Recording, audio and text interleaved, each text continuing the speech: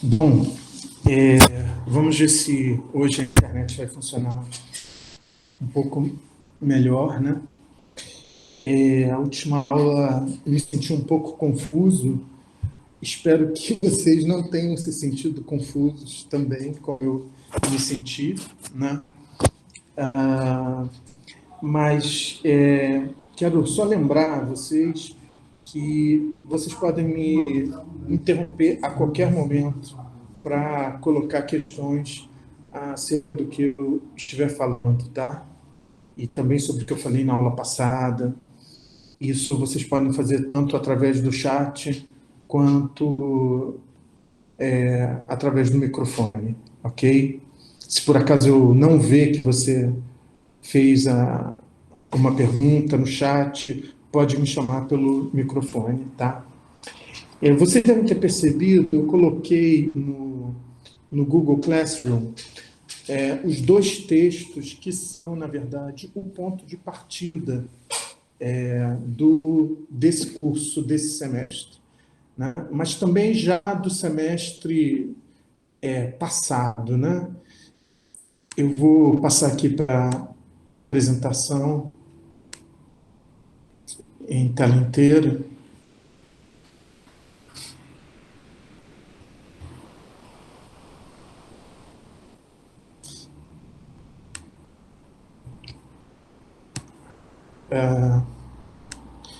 Bom, eu coloquei aqui o PDF, né, dessa edição, né, desse texto que é o ponto de partida dessa pesquisa que eu já estou desenvolvendo há alguns anos, né,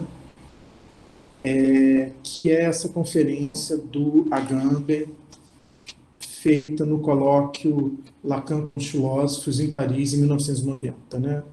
Eu publiquei não só a versão original do texto em francês, mas publiquei também uma tradução, né?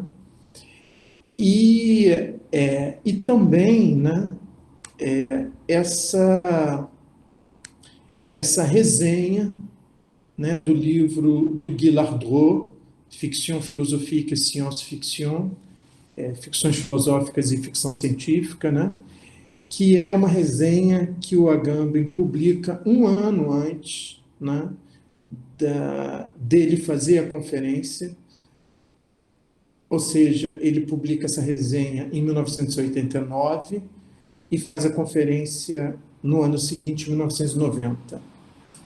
E o início desses dois textos é praticamente idêntico, né? O início é praticamente idêntico.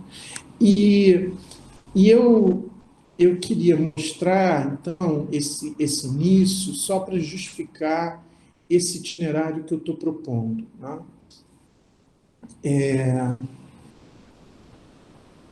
O, o Agamben começa a conferência dele dizendo assim: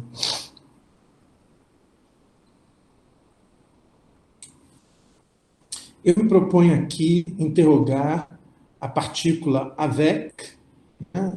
Porque o colóquio se chama Lacan avec le philosophe, Lacan com os filósofos, né? Então, avec em francês quer dizer com, né?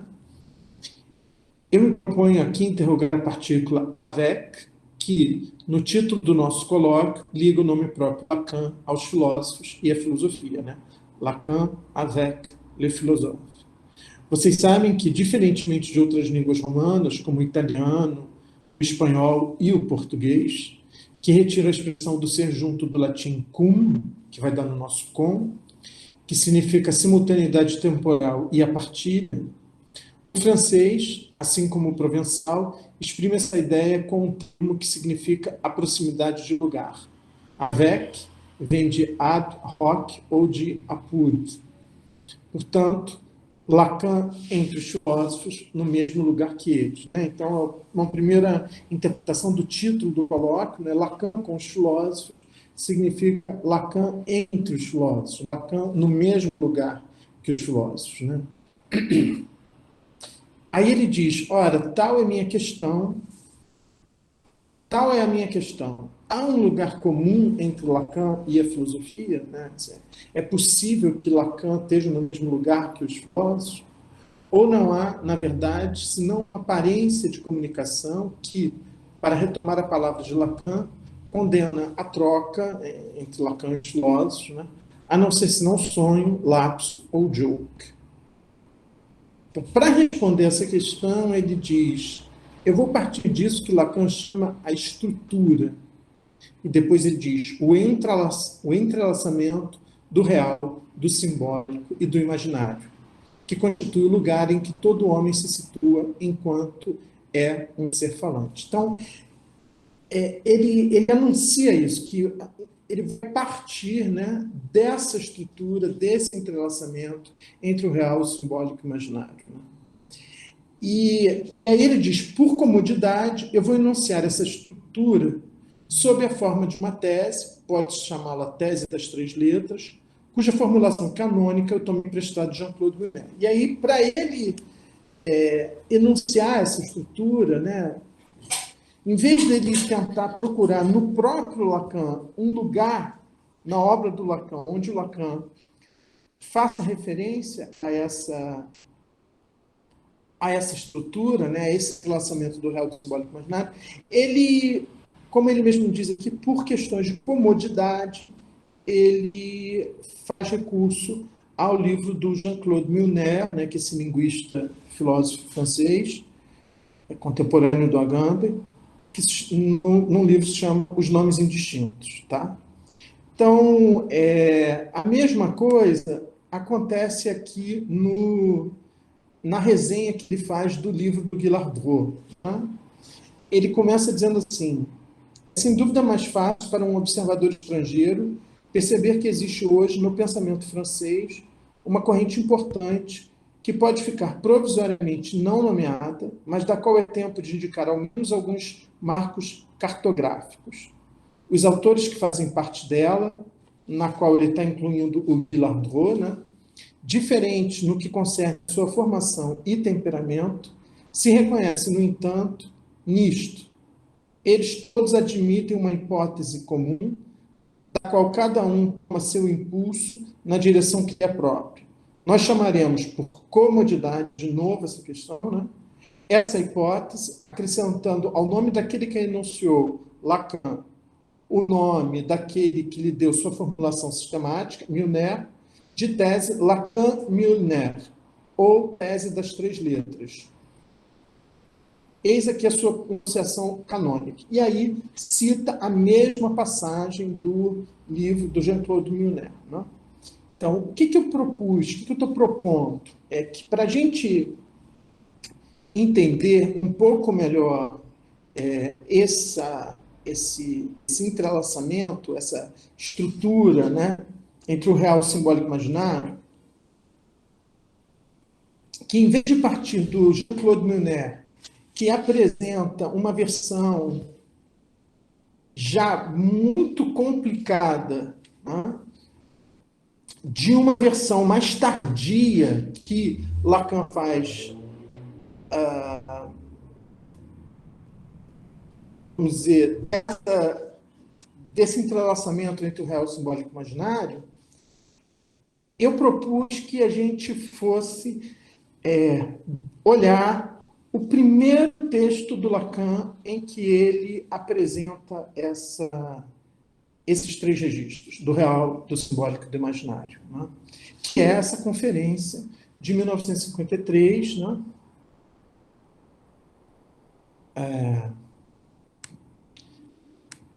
Deixa eu colocá-la aqui.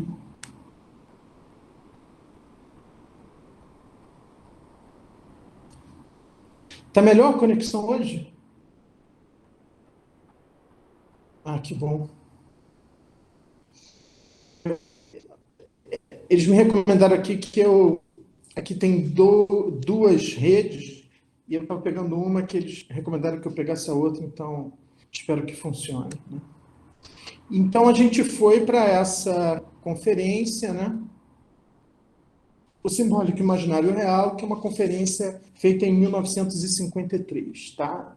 gente vai se centrar nessa conferência. Da vez passada, mesmo com toda aquela confusão, eu fiz para ser um certo cenário, né, em que aparece essa conferência, né, e já comecei uma certa leitura dela, né. Quero dizer que da vez passada tudo estava tão estranho que o vídeo das aulas, embora eles tenham aparecido no meu Google Drive depois, né, elas apareceram como propriedade do Mylon, né, que é um aluno que eu tinha acabado de convidar para participar da disciplina. Mas o Mylon enviou os vídeos lá para a página do Google Classroom. Então, essas aulas, a aula passada, mesmo com toda aquela confusão, está lá disponível, tá? Eu dei uma olhada hoje, enfim, eu acho que é aproveitável, né? Sobretudo para quem não tiver tido a oportunidade de assistir as aulas na semana passada.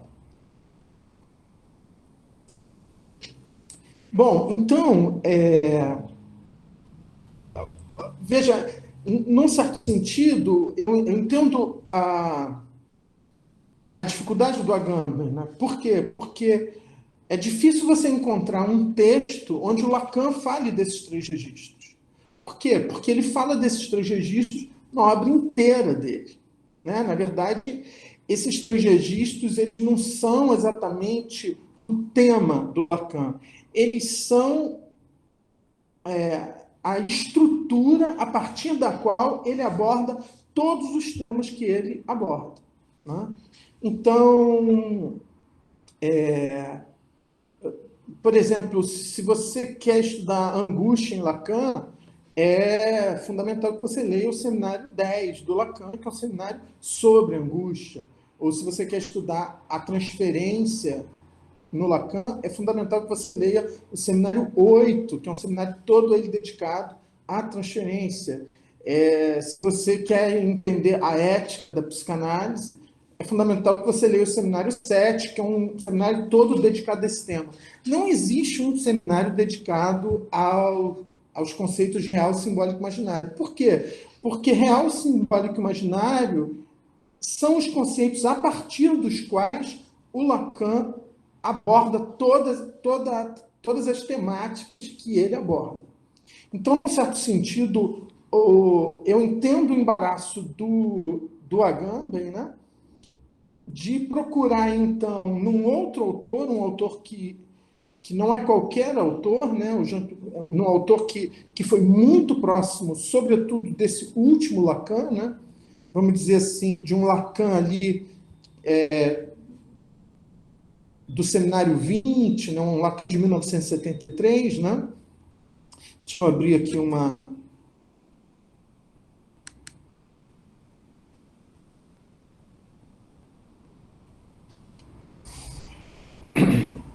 Então, vamos dizer que eu estou usando essa conferência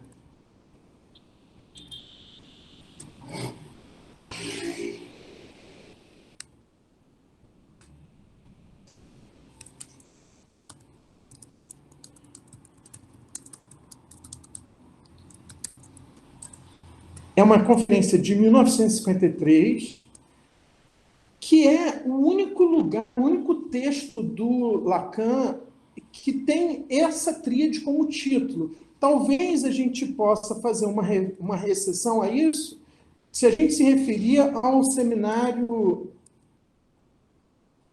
RSI, né? Que é um seminário tardio do Lacan, né? Assim,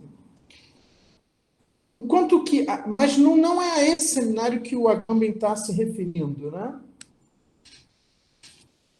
Ele está, quando ele trabalha com a referência do Jean-Claude Miller, basicamente ele está trabalhando com o modo como essa tríade é descrita no seminário 20, né? O Ancor, que é um seminário de 1973, portanto, 20 anos depois, né? Então, o Lacan aqui começa a introduzir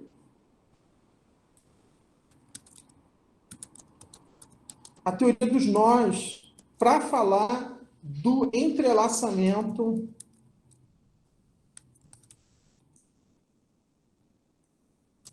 do real, simbólico e do imaginário. A gente vai falar sobre isso mais à frente, tá? Mas eu achei que era interessante recuar 20 anos antes e tentar encontrar esse primeiro momento em que Lacan se refere ao simbólico, o imaginário e o real. Né? Uma das primeiras coisas que a gente pode chamar já a atenção aí, né, é a ordem desses termos. Né? Enquanto que depois o Lacan vai sempre se referir a esses três termos, colocando o real na frente, né? O real como primeiro termo, é isso que designa, por exemplo, a sigla RSI, né? Que vai dar nome a um dos últimos seminários dele, né? Posterior ao seminário 20. Aqui, vocês veem que o real está em último lugar e o simbólico está em primeiro lugar. Né? Eu chamei a atenção de vocês, né, dizendo que essa conferência, exatamente essa conferência, né, o simbólico, imaginário e real, né, que daria origem a isso que a gente chama de o segundo Lacan, que é o Lacan do imaginário. Desculpe, que é o Lacan do simbólico. Né? E vamos dizer que esse Lacan, ele é, basicamente, ele começa aqui, né? Aqui também, logo depois vai começar o seminário 1. Eu diria, então, há um certo consenso, né, que esse segundo Lacan, ele vai do seminário 1 ao seminário 6. Né? Por quê? Porque com o seminário 7, quer dizer, o seminário 1 é os escritos técnicos de Freud, né? O seminário 6 é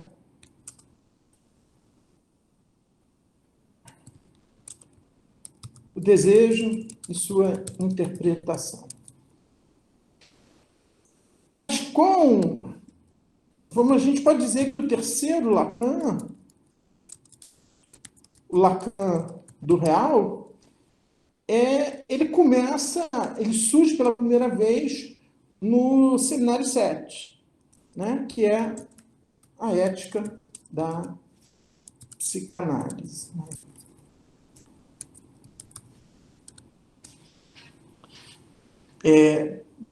Talvez em algum momento a gente possa explicar um pouco por que não é por acaso que o real para o Lacan, que o conceito de real para o Lacan se torna o conceito mais importante exatamente em um seminário onde ele vai tratar da questão da ética. Né?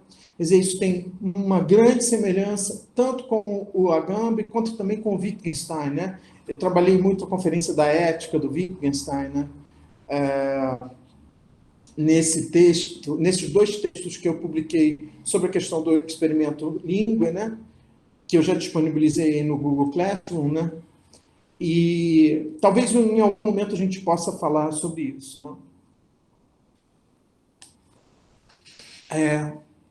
Mas, de qualquer modo, percebam que essa modificação, né, essa modificação na ordem, né, ela é importante, né? Porque esses registros, esses três registros, eles têm importância diferente de acordo com o momento do ensino do Lacan. Né? Então, da última vez eu falei para vocês que existe um primeiro Lacan, né? Que é basicamente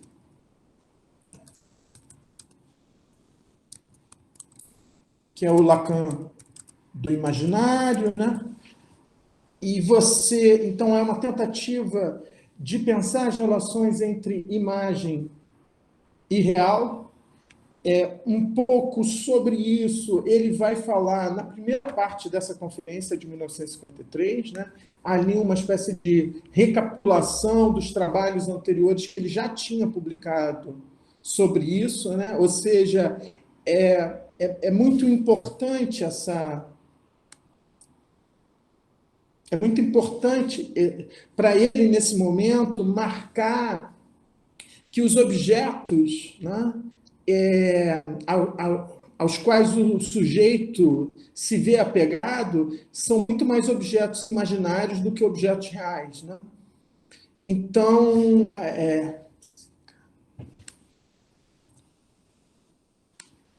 é muito importante para ele tentar entender o papel das imagens na relação do homem com o real. Né? Ou seja, tentar marcar que não existe uma relação direta com o real, que essa relação, no caso, aí ele vai insistir nesse ponto, não só do homem, né? Mas dos outros animais também, né? Essa relação com o real, ela é marcada pela função do imaginário, né?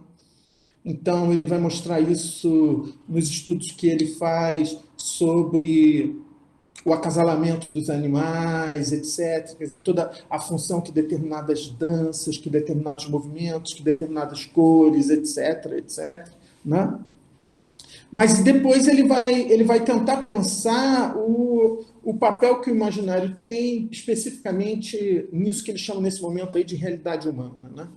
Mas, e quando ele faz isso, ele está fazendo isso por quê? Porque ele está numa briga, numa, ele está numa briga com uma certa vertente da psicanálise que é dominante naquele momento, que é uma vertente que trabalha com essa ideia de um real que é acessível, um real ao qual o sujeito deve se adequar. Né?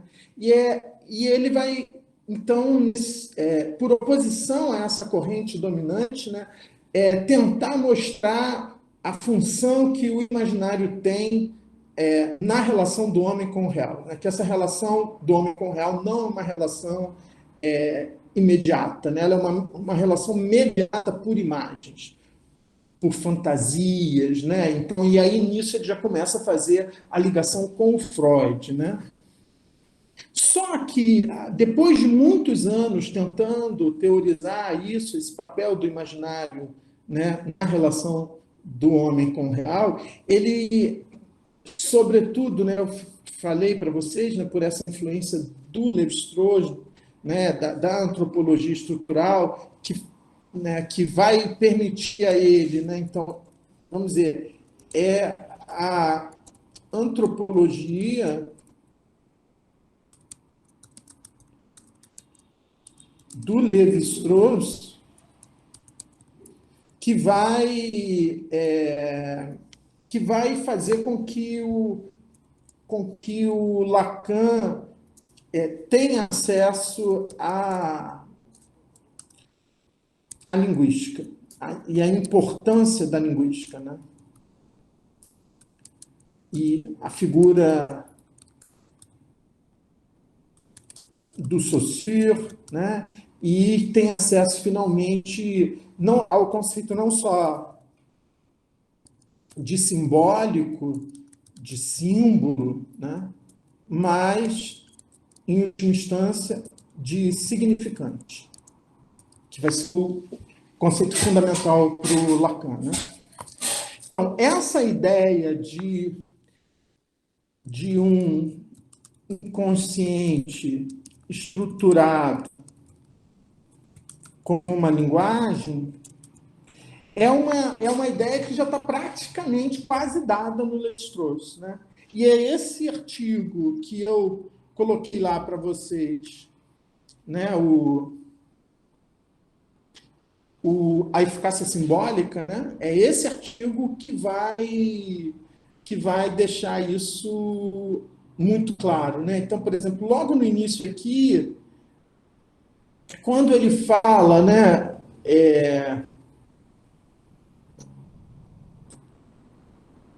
quando ele tenta, então, a parte final do artigo dele, tentar teorizar, tentar compreensível esses fenômenos de cura xamânica, né, que ele está comentando, né, no texto dele, né, nesses povos, né, que foram descritos, etc., ele vai, logo depois, ele vai dizer assim, ó,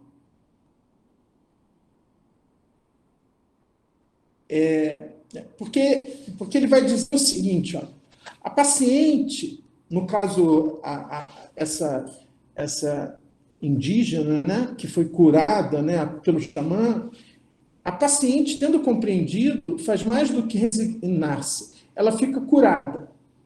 Nada de comparável ocorre com nossos doentes quando se lhes explica a causa de seus problemas, invocando secreções, micróbios e vírus.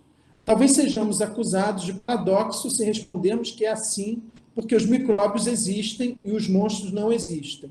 Contudo, a relação entre micróbio e doença é externa ao espírito do paciente. É uma relação de causa e efeito. Ao passo que a relação entre monstro e doença é interna a esse espírito, consciente ou inconsciente. É uma relação entre símbolo e coisa simbolizada, ou, como dizem os linguistas, entre significante e significado. Né?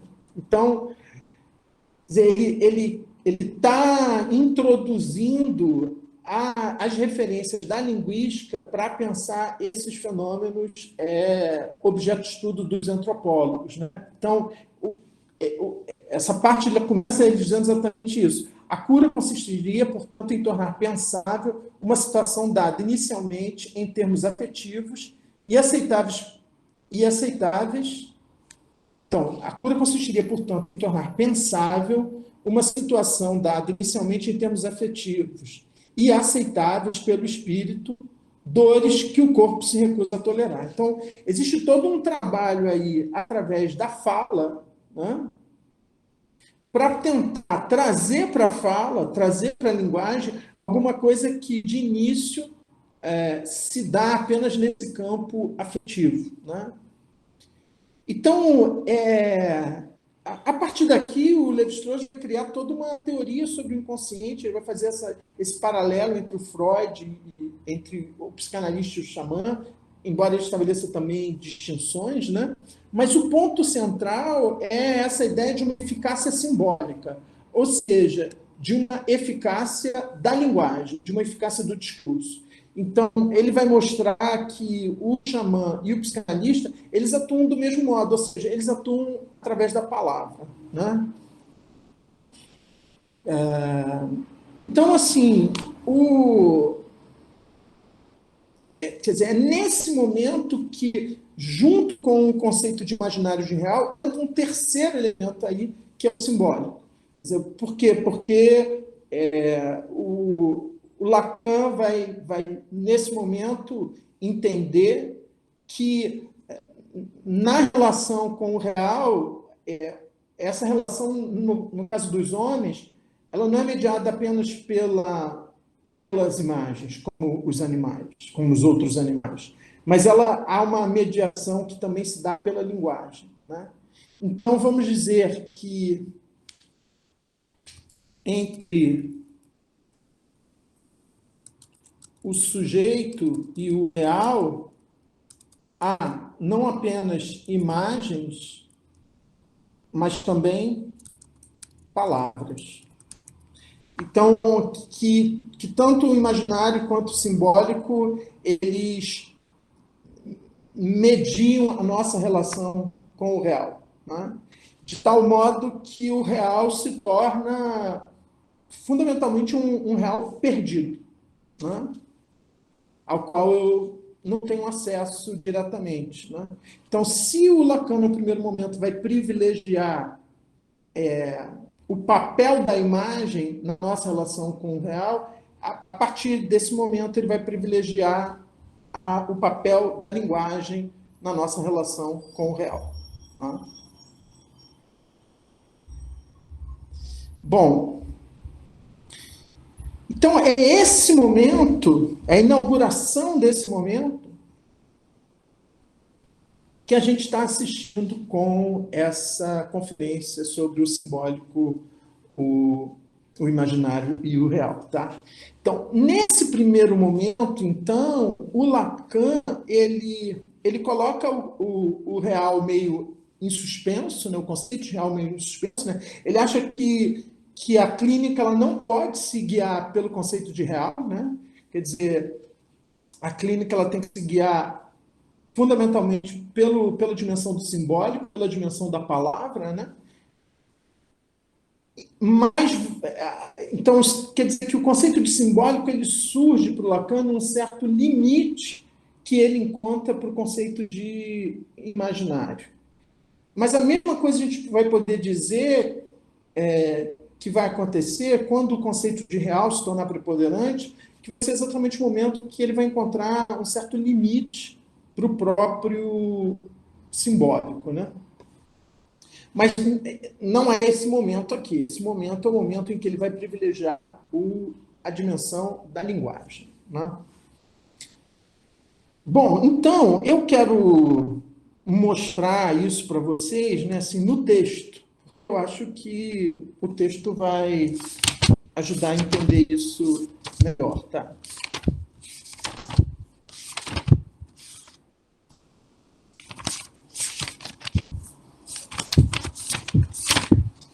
Bom, eu chamei atenção já aqui na primeira página, né, a esse ponto de que, dizer, que esse texto é ao mesmo tempo um resumo do que ele fez antes, mas também um prefácio, uma introdução ao que ele vai fazer depois, né? Então, ele meio que fecha uma certa... Fecha não, né? Porque tudo que ele teorizou o, sobre o imaginário não vai ser abandonado, né? Mas vamos dizer que esse trabalho já estava feito, né? Que o que cabe agora é exatamente essa teorização do simbólico que ele vai fazer, né? Chamei a atenção aqui, né, quando ele fala de realidade humana, né? Assim, que isso é uma referência ao Heidegger, né? Que também é uma referência tão importante, né? É engraçado isso, né? Porque essa referência ao Heidegger, num certo sentido, ela também está presente, né, nesse grande mestre do Lacan, que é o Kojev, né? E, inclusive, há um momento, né, mais... Não sei se eu vou achar, se eu procurar agora eu não vou achar, onde ele fala de uma dimensão existencial, né? E eu acho que quando ele faz referência a essa dimensão existencial, ele também está se referindo ao Freud, né? E aí, quando ele fala, né, da experiência freudiana, então, isso é uma coisa que eu também queria destacar, né? É a presença dessa palavra, experiência, né? Ou seja, para o Lacan se trata, na psicanálise, de uma experiência, né? Ele vai chamar isso de experiência psicanalítica, né? Ele faz referência a isso em vários momentos desse texto. Isso é importante, né, porque o Agamben, o conceito do Agamben de experimentum linguae é um conceito de uma experiência da linguagem, né, e, em última instância, a questão que ele coloca na conferência dele é exatamente saber se a psicanálise é um experimentum linguae, né, se a psicanálise é uma experiência da linguagem, né, e a gente ainda tem que entender assim, o que a Gamba entende por isso, né? O que a Gamba entende por uma experiência da linguagem. Né? Mas, de qualquer modo, eu quero chamar a atenção desse fato, né, quando ele fala da experiência freudiana, né? E esse momento também é um momento em que ele vai dar início ao ensino dele sob o mote, né, do retorno a Freud, né? Então, por que o retorno a Freud? Porque ele considera que a psicanálise do tempo dele se afastou completamente do Freud, né? Ela já estava ela estava produzindo conceitos que lá nos quais o Lacan não reconhecia mais a teoria freudiana, né? Então, toda esse primeiro momento do ensino dele, né, que são esses 10 primeiros anos do seminário dele, né, são seminários de leitura de textos do Freud, né? Cada ano ele elege um ou mais textos do Freud, né? Que são os textos que ele vai trabalhar naquele ano, né? Então, isso é uma coisa importante também, né?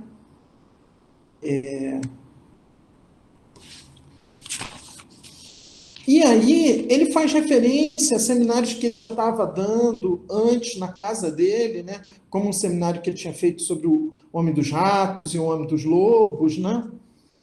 Ele também tinha escrito um texto e publicado um texto sobre o caso Dora, né? São os famosos, as grandes psicanálises do Freud, né?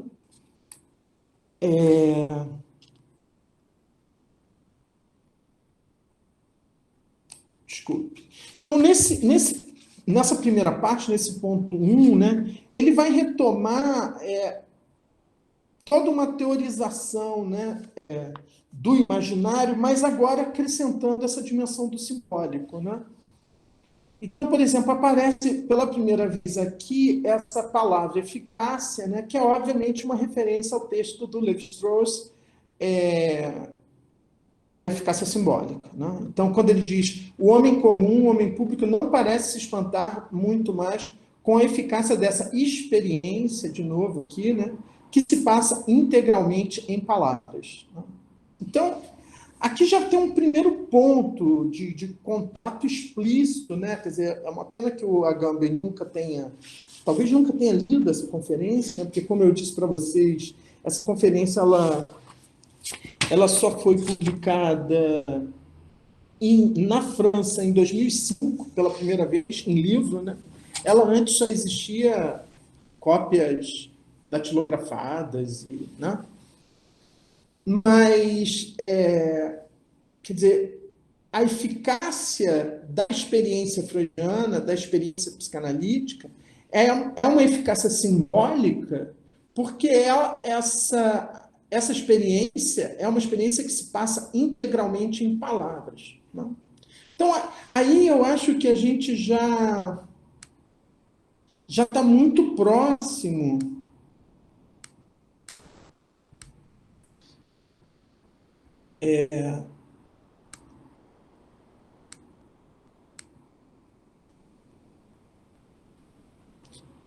A gente já está muito próximo, já nesse primeiro momento, da questão que o Agamben está colocando e da tese que ele quer defender, que a psicanálise é um experimento em língua. Né?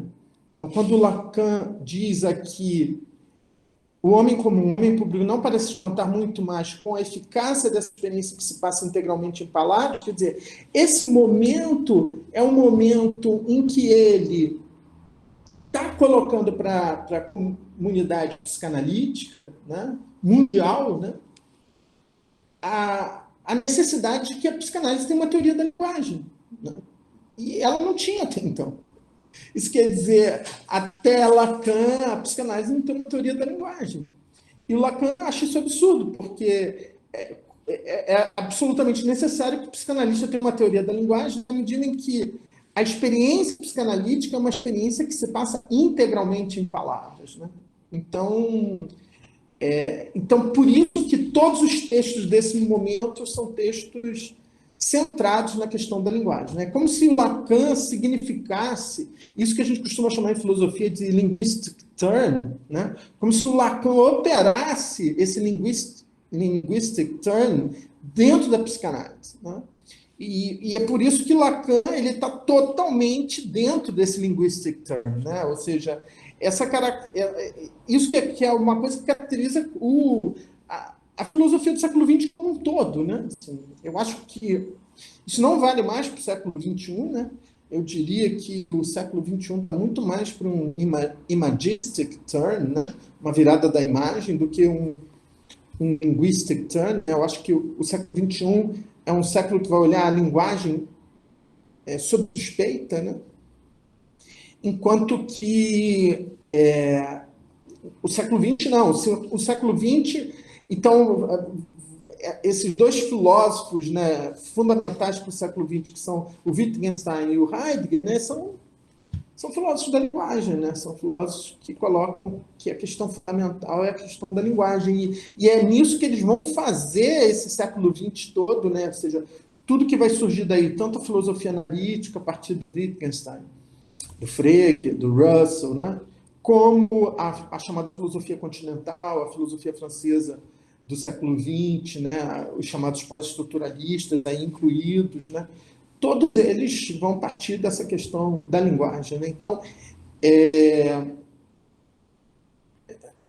ou seja, quando o Lacan diz falar, já é introduzir-se no objeto da experiência analítica. Né?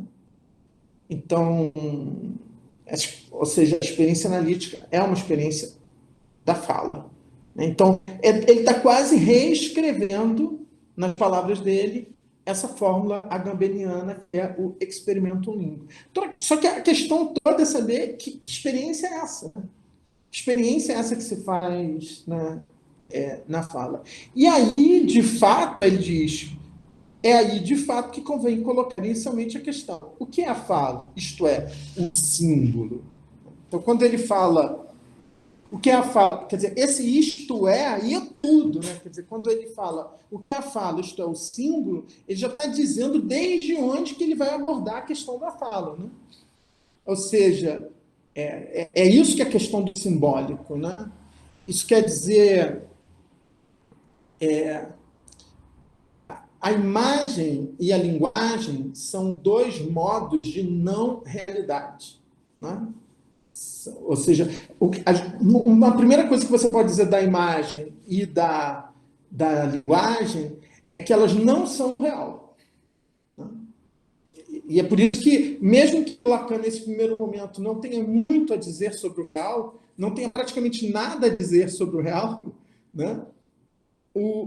É fundamental que o real esteja ali. Por quê? Porque a própria definição de imagem de linguagem pressupõe uma coisa que é o real. Né? Mesmo que seja um pressuposto meio vago, né? Então, quando ele diz o que é a fala, isto é, o símbolo, ele já está, só ao estabelecer essa equivalência entre fala e símbolo, entre linguagem e simbólico, ele já está introduzindo uma tese, vamos dizer assim, né? Que é qual? Quer dizer, o que significa você dizer que a fala, essa perspectiva simbólica? Olha, símbolo, isso é a primeira coisa que a gente tem que entender. E Lacan vai chamar atenção disso, né, nessa conferência. Símbolo é uma palavra grega, né? Símbolo. Símbolo vem de um verbo que é simbalo. Simbalo, né? Então é prefixo, a preposição sim, mais o verbo balo. Né? Balo significa lançar. Né? Então, simbalo quer dizer lançar em conjunto. Então, concretamente, quando você vai procurar no dicionário de grego, né, a ação primeira é o seguinte: você pega um objeto, por exemplo, um vaso, você quebra ele, né? Você quebra esse vaso, e aí quando você quebra, você mostra que, por exemplo, normalmente você faz, é muito antropológico isso, né? Normalmente você faz isso para simbolizar um acordo. Por exemplo, um acordo de fidelidade, um acordo de não agressão, uma parceria, né? Então, por exemplo, duas pessoas, ou duas tribos, ou dois povos, têm esses dois objetos, cada um é uma metade, né? Isso quer dizer que isso implica um acordo entre as pessoas, né? É isso que é um símbolo. Então, por exemplo, quando você lê o Banquete de Platão, quando você lê o mito do Aristófanes, né, sobre o amor, que falam daquelas aquele mito dos três seres originários que foram divididos em duas metades, a palavra metade ali em grego é símbolo, né? Isso quer dizer que é alguma coisa que sozinha é incompleta. Então, ela implica sempre uma outra, né? Ora, isso, dizer que a linguagem é símbolo, é dizer que a linguagem, ela, ela descreve menos uma relação entre as palavras e as coisas, e mais uma relação entre os seres humanos, que são os seres falantes.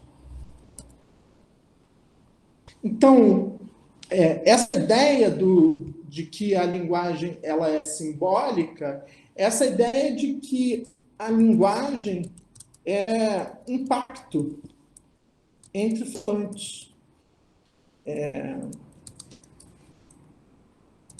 É um acordo. Isso quer dizer que a linguagem é muito mais alguma coisa que me liga aos outros do que uma coisa que reproduz a realidade, né? Então, é isso que é a dimensão simbólica, né? Então, por exemplo, o Lacan vai se referir a isso, é a diferença entre o símbolo e o signo. O signo, ele é signo de algo. Por exemplo, a fumaça é signo de fogo. O símbolo não é signo de nada. O símbolo é signo de um acordo, né, com outras pessoas, né? Então, quando Lévi-Strauss vai pensar o campo da cultura como o campo do simbólico, o que ele está pensando é isso, ou seja, a cultura é um conjunto de convenções, né, de regras, né, e é isso que ele vai entender como uma estrutura, né, regras estabelecidas pelos homens, né. Então, ou seja, o símbolo ele significa muito mais um acordo feito entre os homens do que propriamente um instrumento através do qual eu represento a realidade, né?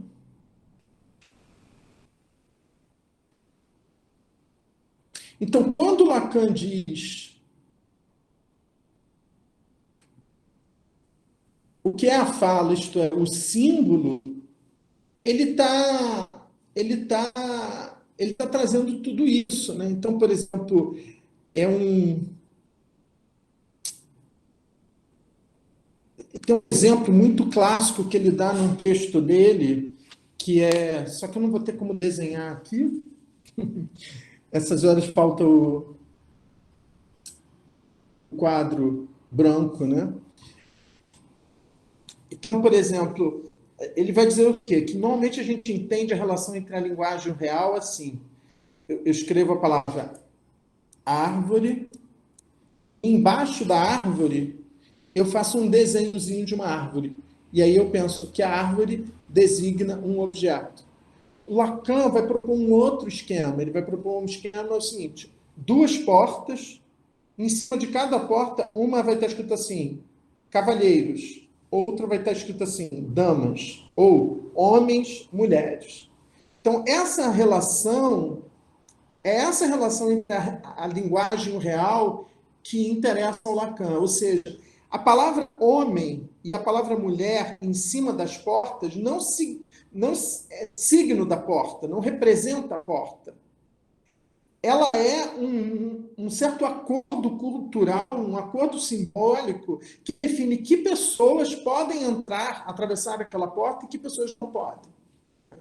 Então, por exemplo, é por isso que sempre em cima das portas dos banheiros públicos, né, está escrito, por exemplo, vocês que são alunos da UF, vocês sabem que lá no ISCHIF, nos banheiros, está escrito assim, por exemplo, os chamados banheiros masculinos está escrito assim: este banheiro é um banheiro para homens cis, homens trans, heterossexuais, homossexuais, né? Enfim. A ideia do feminino é mulheres cis, mulheres trans, né? É esse tipo é esse o modo como a linguagem opera sobre o real. A linguagem não é alguma coisa que representa o real, ela é uma coisa que opera sobre o real. Ela é uma coisa que define a nossa relação com o real. Né?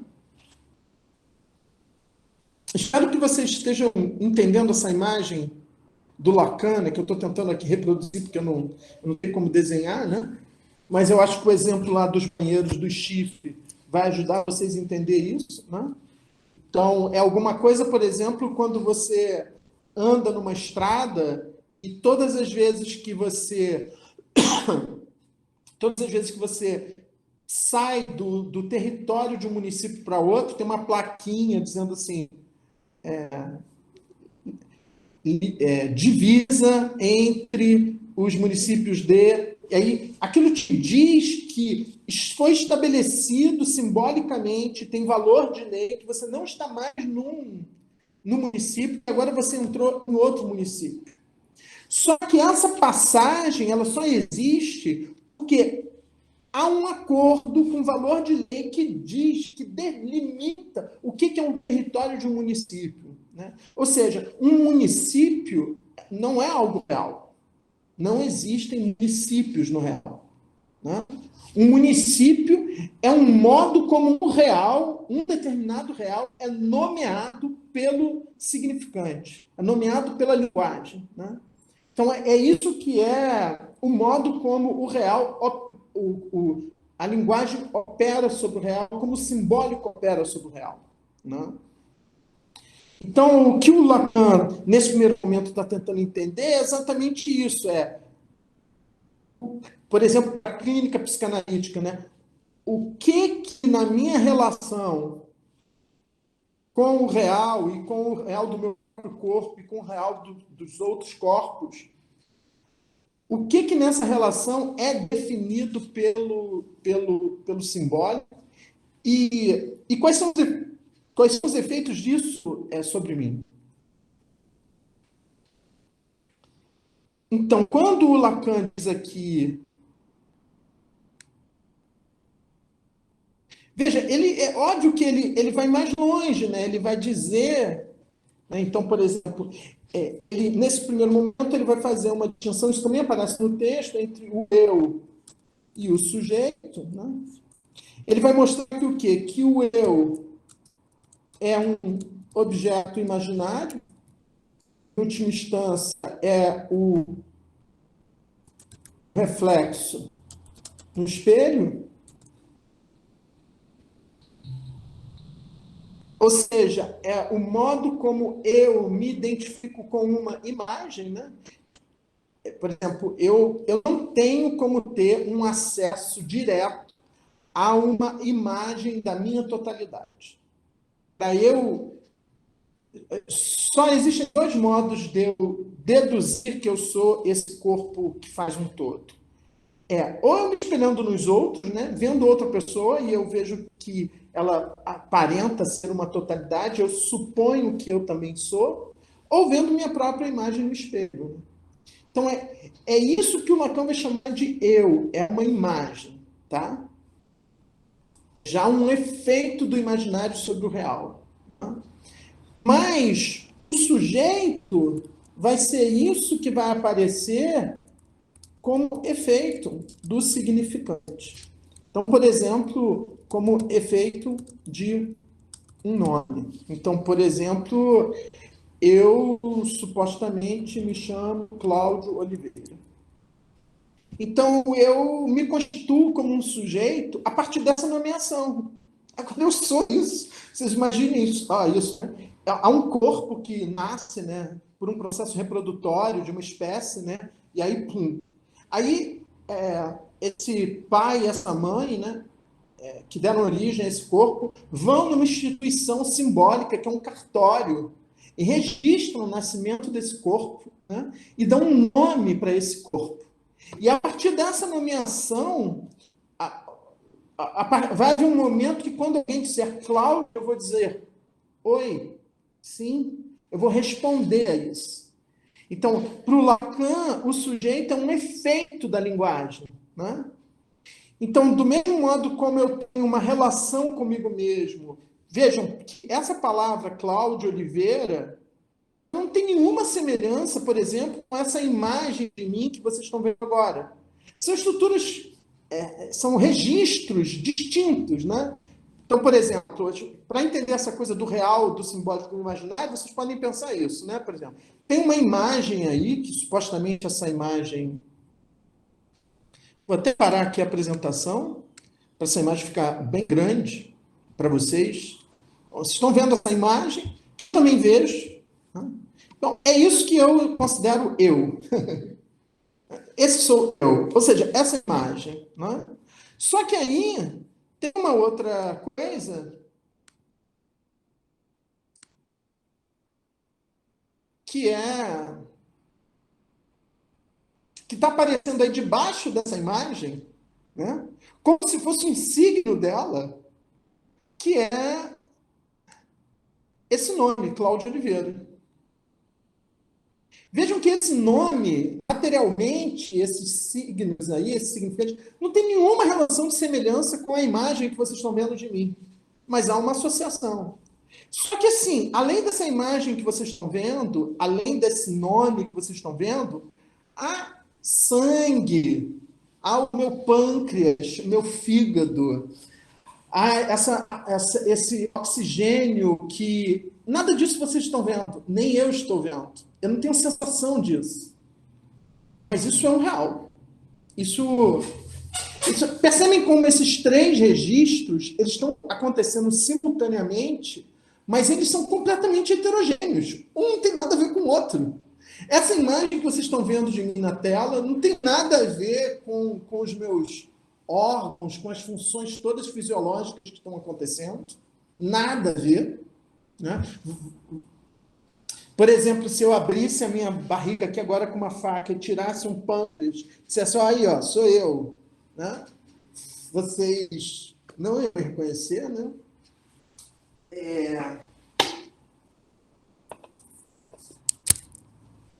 Então, assim, um pouco para dar a ideia, a questão toda para o Lacan é que quando alguém vem falar em análise, ela vem falar não só dessas capturas imaginárias, né, desse eu dela, né, dessas imagens que ela tem de si, mas também de tudo isso que vem junto com o significante que nomeia esse sujeito. Que diz, por exemplo, não só que eu sou Cláudio, mas que eu sou homem, que eu sou brasileiro, que eu sou professor,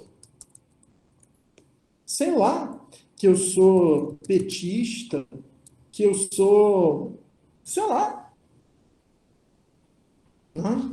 Então, o que o Lacan vai tentar dizer, quer dizer, nesse momento que ele vai privilegiar exatamente o sujeito, é que como o sujeito é um efeito do significante, então, para entender o sujeito, eu tenho que entender o significante.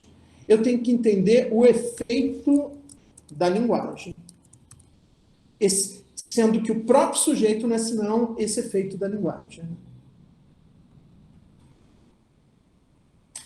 Eu tenho que fazer uma pausa aqui.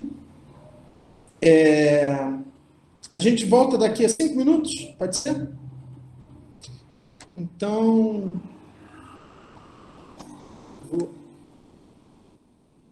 vou parar aqui a gravação. Até.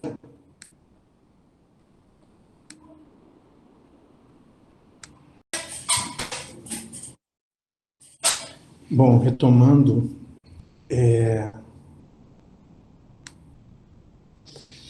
essas observações, então, que eu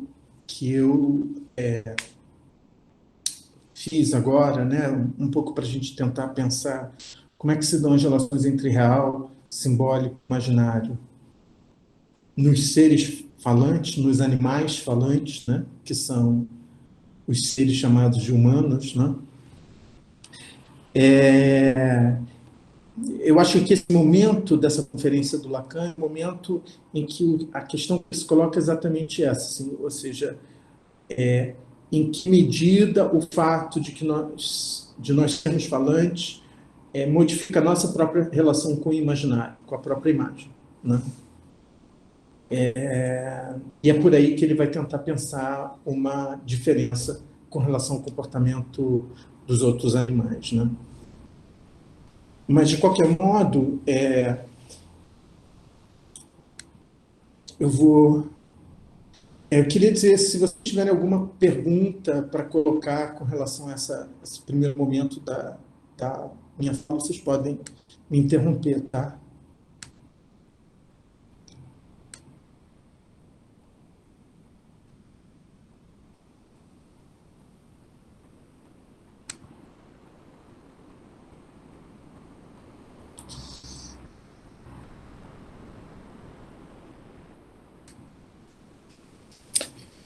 Bom, então, assim, esse momento, ele é marcado por Lacan, por essa questão, né? O que é a fala, o que é o símbolo, né? Quer dizer, é só quando ele, de algum modo, esgotar, né, o que ele tem a dizer sobre isso, que ele vai se colocar a questão do real, né? Então, isso vai modificar fundamentalmente a resposta que ele vai dar acerca do que é o real.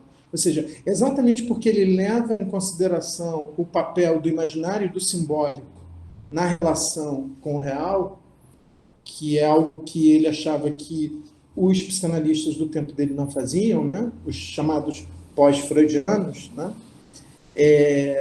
Ou seja, exatamente porque eles não tinham uma teoria da imagem, não tinham uma teoria da linguagem, né? Que eles tomavam o real ingenuamente, né? É exatamente porque ele vai construir toda uma teoria do imaginário e depois toda uma teoria do simbólico, que quando ele então se permite colocar a questão sobre o real, essa questão sobre o real ela vai ser colocada, vamos dizer, a partir de um outro patamar, né?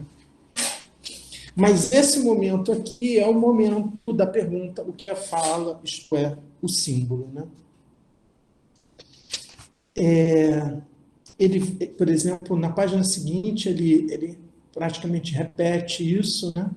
Quando ele diz,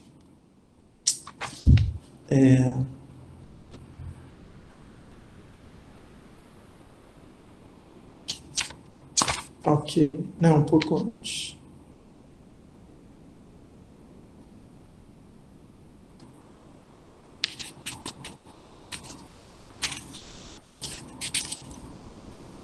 XVI, desculpe, gente.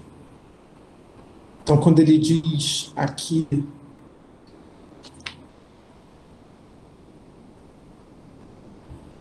porque está faltando uma página. Ah, não, pera lá, desculpe.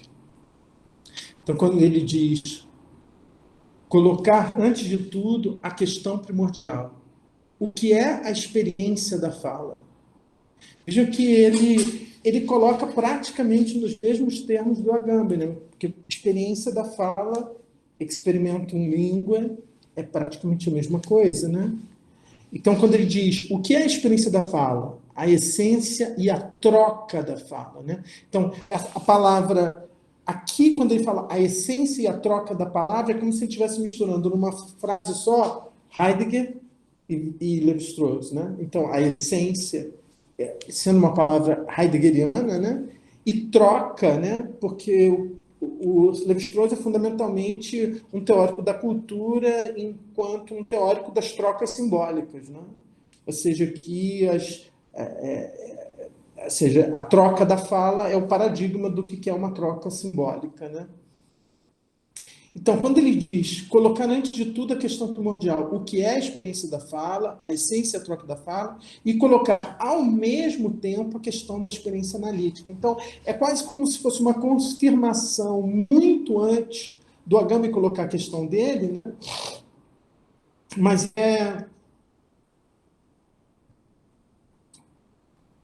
é uma antecipação, né, que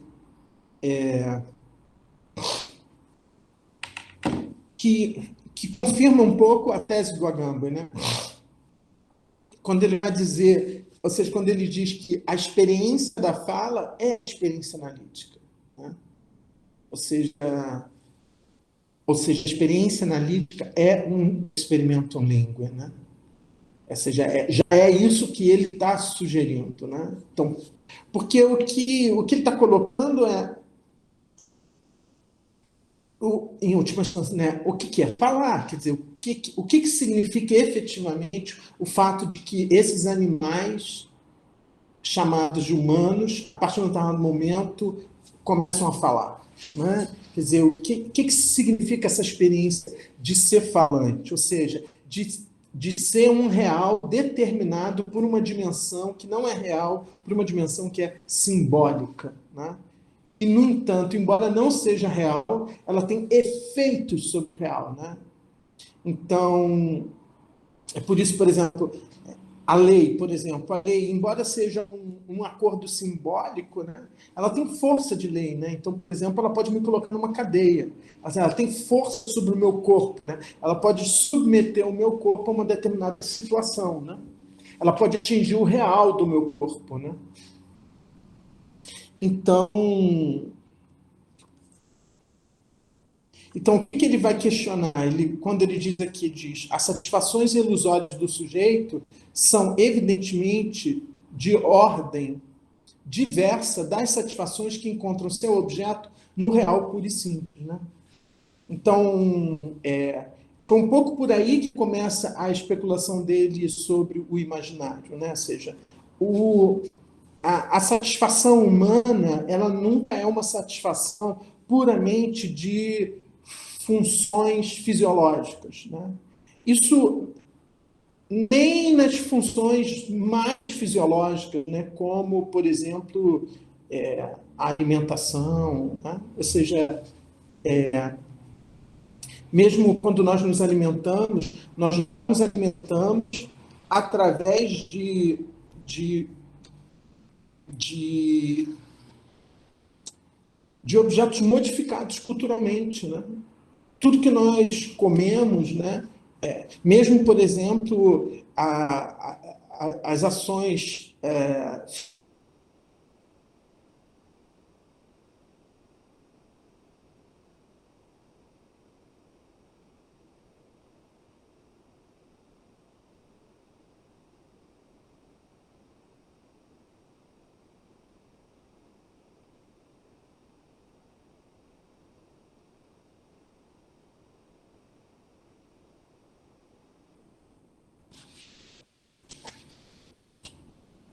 Opa, caí, né? Tava indo bem, né? Voltou aí para todo mundo?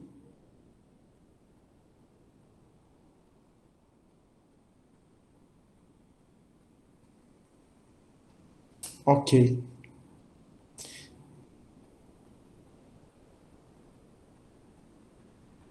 Eu tava usando uma outra rede e aí agora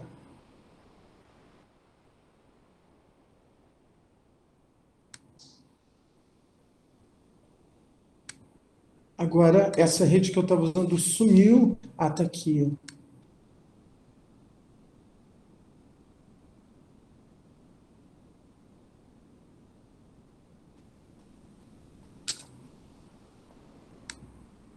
Pronto, voltamos para a rede.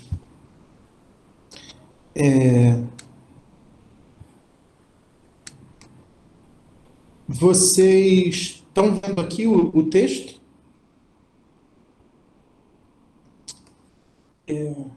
Sim, ok, obrigado.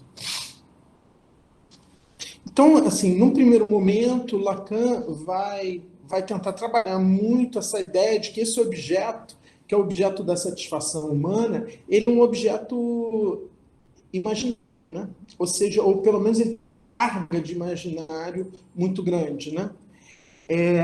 E isso vale não só para a satisfação das necessidades fisiológicas, né, como a alimentação, né, a comida, a bebida, né, mas também E aí é que entra o ponto que a psicanálise vai se amarrar, né?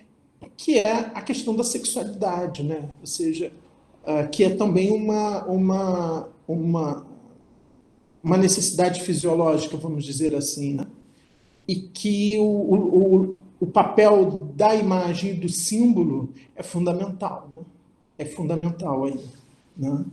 Então, quando ele diz nunca um sintoma aplacou a fome ou a sede de forma duradoura sem absorção de alimentos que a satisfaçam. Então, existe um limite aí para essas outras necessidades, né, que é que se alguma coisa no real não responde de sede, morre de fome, né? Mas no que diz respeito, então, é por isso que ele vai dizer que, por exemplo, nos distúrbios neuróticos, a economia das satisfações ali envolvidas era de outra ordem, infinitamente menos ligada a ritmos orgânicos fixos. Né? Então, o fato de esses dois registros, do imaginário e do simbólico, atuarem, isso faz com que a nossa relação com o real ela não é uma relação imediata. Então, portanto, na satisfação de qualquer tipo de necessidade, essa satisfação nunca é pura e simplesmente a satisfação de uma necessidade puramente fisiológica, né?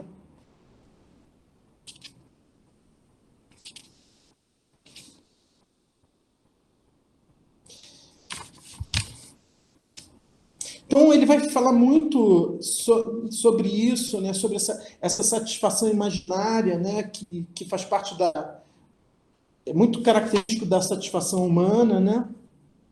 O papel da fantasia, tudo isso, né? Só que aí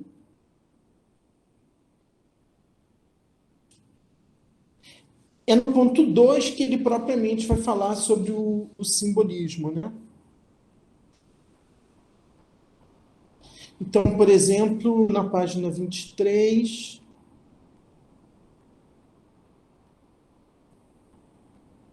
ele vai dizer: é de fato assim que devemos entender o simbólico de que se trata na troca analítica.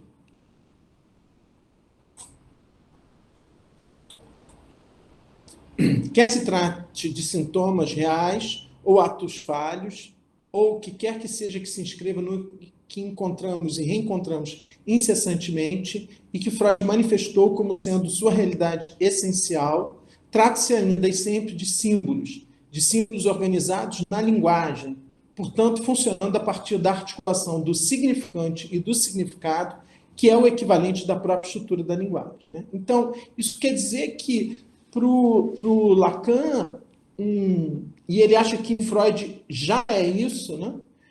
Um sintoma neurótico, um ato falho, o sonho, tudo isso só pode ser entendido se eu entendo isso como uma formação simbólica, tanto como uma formação de linguagem. Né? E é por isso que eu posso ler o sintoma, é por isso que eu posso ler um sonho, é por isso que eu posso ler um ato falho, porque aquilo tem uma estrutura de linguagem. Né? Então, vocês veem que aqui ele já fala do significante e do significado, né? Ou seja, ele já está se apropriando da linguística do mesmo modo como o Lévi-Strauss fez para construir a antropologia estrutural. Né? Então ele diz, não é esse termo, não é meu esse termo que assinala que o sonho é um rebus, mas de Freud. Né? Então, quando Freud fala que o sonho é um rebus, né? Rebus é uma palavra que vem do francês, né? Que por sua vez vem do latim, né? Que quer dizer uma construção onde eu misturo imagem e palavra, né? Indiscriminadamente. Né? Então, o Freud vai dizer que quando eu analiso um sonho, eu não posso analisar esse sonho só em termos de imagens, né? Eu tenho que pensar nas palavras que estão articuladas com essas imagens, né? Para tentar ler esse texto do sonho, nesse texto que essas cenas, né, que o sonho representa, né? Há um texto que o sonho veicula, assim como há um texto que o sintoma veicula, há um texto que o ato falho veicula, né? Então, mesmo as ações, os atos, elas podem ser lidos como uma linguagem. Elas são significantes. Né? É isso que é a... Então, é por isso que eu posso, numa discussão, dizer para alguém: ah, mas você levantou, você já estava indo embora? Então, quando eu falo isso: ah, mas você já está indo embora? A pessoa diz: não, não, não estou indo embora, não. É porque esse gesto de se levantar é um significante.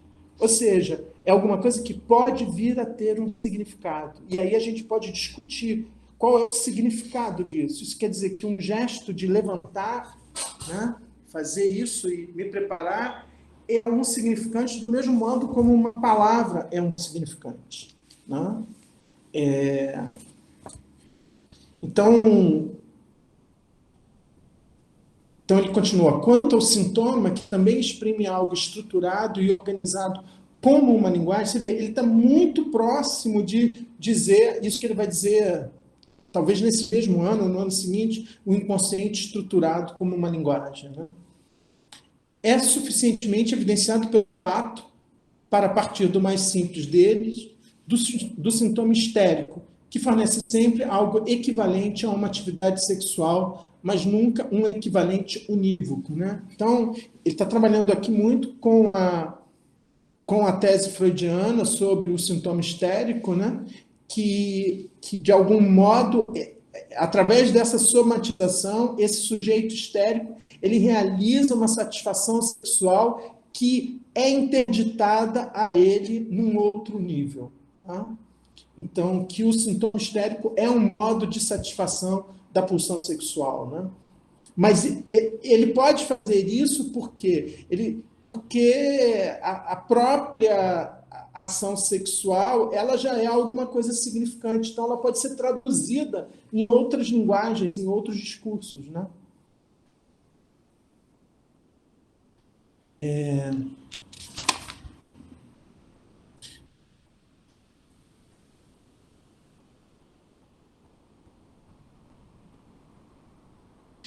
Que esse, assim como, só que isso assim, esse sintoma histérico, ele é plurívoco, ele é superposto, ele é sobredeterminado, né? Ele não permite uma leitura unívoca, simples, né? Ele é exatamente como um sonho, ele é uma teia, ele é um enodamento, né? De muitas coisas, né? Existe aí uma concorrência, uma superposição de símbolos tão complexa quanto é uma frase poética, que vale ao mesmo tempo por seu tom, sua estrutura, seus trocadilhos, seus ritmos, sua sonoridade. Né? Então, ele está comparando aqui o próprio sintoma, ou o sonho, ou o ato falho, a uma frase poética. Né? Em toda a complexidade que uma frase poética tem. Né? Então, isso vai ficar muito claro no Lacan, né? Quando ele começar a traduzir, por exemplo, inspirado num linguista que foi muito importante para o Lévi-Strauss, e vai ser muito importante para o Lacan, e depois vai ser muito importante também para o Agamben, que é o Jacobson, né? O Roman Jacobson, né? que tem um texto clássico, né, que se chama Sobre Dois Tipos de Afasia, onde ele vai ler os conceitos de condensação e deslocamento do Freud a partir dos conceitos de metáfora e metonímia. Então, quer dizer, quando eu começo a pensar a condensação e deslocamento, que são dois modos de operação fundamentais do inconsciente para Freud, a partir da metáfora da metonímia, né, eu vou entender que como ele acabou de dizer, né, que um sintoma tem estrutura de linguagem, né? Ou seja, que, na verdade, um sintoma não é senão um sintoma, como se fosse um efeito do discurso sobre aquele corpo, né? Então, eu acho que isso permite a gente entender um pouco o que é essa experiência de ser falante, né? O que é essa experiência de ser falante enquanto uma experiência que a gente faz dos efeitos da linguagem no corpo, né?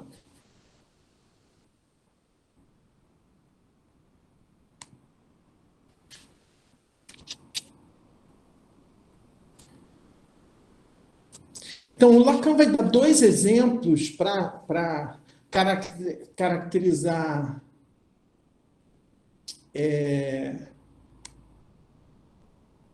isso que ele quer dizer, né? Que é dois tipos de palavra. A, a senha e a palavra de amor, né? Então, por exemplo, senha em francês, né, é mot de passe. Então, por exemplo, é a palavra que você coloca no computador quando você vai abrir o seu computador e ele te pede a senha, e aí você coloca essa palavra.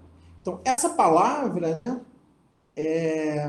que você usa para entrar no seu computador, ou então que você usa para poder entrar na sua conta no Internet Bank, né? Essa palavra, ela é uma palavra que não tem significado nenhum. Ela é uma palavra que não designa nenhuma coisa. É uma palavra que é usada para você poder participar de um processo, né? Para você poder entrar, né? E para Lacan, esse tipo de palavra é a palavra que exemplifica de um modo mais radical o que a palavra é, o que a linguagem é, né? Então, por exemplo, ele fala assim: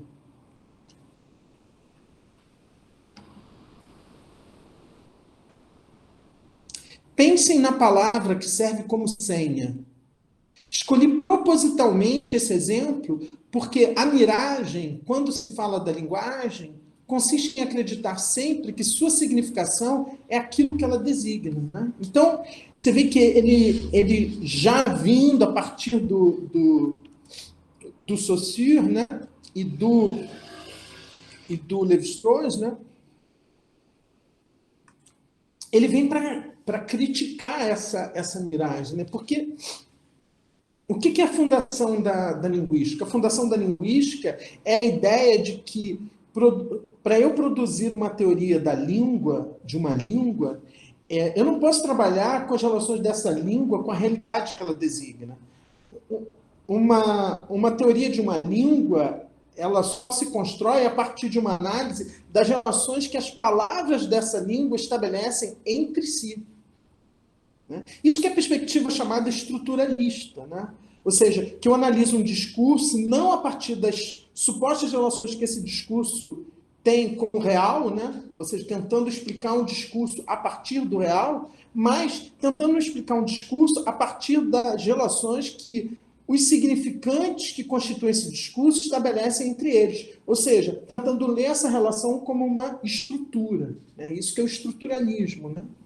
Então, isso vem contra o quê? Vem contra essa miragem, né, que existe quando se fala da linguagem, que consiste em acreditar sempre que sua significação é aquilo que ela designa, né? Então, para o Saussure, o significado de uma palavra não é a coisa que ela designa. O significado de uma palavra é a relação que essa palavra estabelece com as outras palavras da língua, né? Então, isso que é uma perspectiva sociana, né? E que o Lacan está trazendo para entender, para a psicanálise também, né?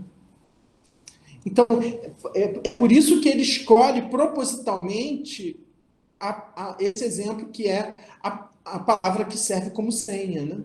Porque quando você escreve lá, sei lá qual é a palavra que você escolhe, né? Porque aí que entra uma coisa interessante, né? Que é,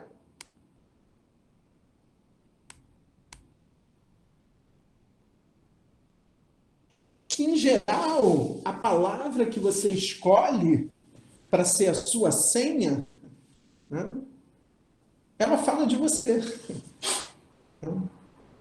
Ela fala, sobretudo, do sujeito. Né? Ela não representa aquilo que ela designa, mas ela representa você, enquanto aquele que escolheu essa palavra para ser a sua senha. Né? Então, ela fala muito mais do sujeito do que do objeto. Né?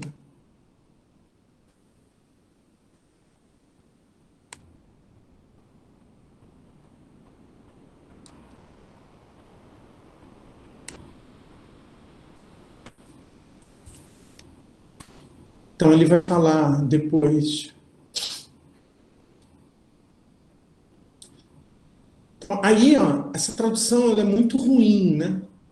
Então, eu fiz umas correções, assim, né, a partir do original, tá?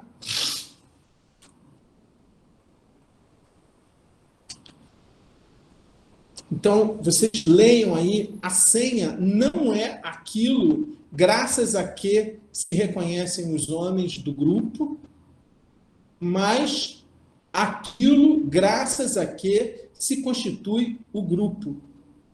Né? Então, a senha é aquilo que constitui o próprio grupo. Né? Se eu tenho a senha, então eu pertenço ao grupo. Né? Eu posso entrar, né? Então, ter uma senha é aquilo que constitui o próprio grupo. Então, o que o Lacan vai privilegiar? Ele vai privilegiar não a relação da palavra com a coisa, né? Então, nisso ele é muito hegeliano, né? Porque ele vai trabalhar com essa ideia, sobretudo nesse momento, de que a palavra é a morte da coisa. Né? Quer dizer que a linguagem não é aquilo que nos permite falar do real, mas é aquilo que nos permite perder o real, né? À medida em que eu falo, eu agora não tenho mais o real, né? Porque a linguagem ela traz, a palavra traz a sua própria estrutura, né? Dizia a minha orientadora, né? Palavra puxa palavra, né? Então, e aí ele dá esse exemplo da senha e é outro exemplo que ele dá é o da linguagem estúpida do amor, né? Ou seja, são esses modos como nós chamamos a pessoa amada, né? E que, obviamente, não significa absolutamente nada fora dessa relação. Né? E aí ele vai dizer, nesses dois exemplos, né? Ou seja, tanto na senha quanto na palavra de amor, né? A linguagem é particularmente desprovida de significação. Então, esse é um outro ponto que já aproxima esse Lacan muito do Agamben da conferência Experimento Língua, né? Porque o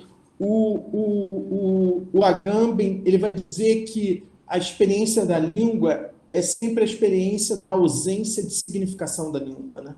Da ausência total de significação da língua. Né? Então, ele vai dizer, vocês veem melhor o que aí distingue o símbolo do signo, ou seja, a função interhumana do símbolo. Né? Então, isso que eu já tinha falado antes, né? Quer dizer, enquanto o signo é alguma coisa que remete a uma outra, né? O símbolo é algo que remete a outro símbolo. Né? Então, por isso que ele fala da função interhumana do símbolo. Né? O símbolo é uma moeda de troca, né? É alguma coisa que os homens trocam entre si. Né?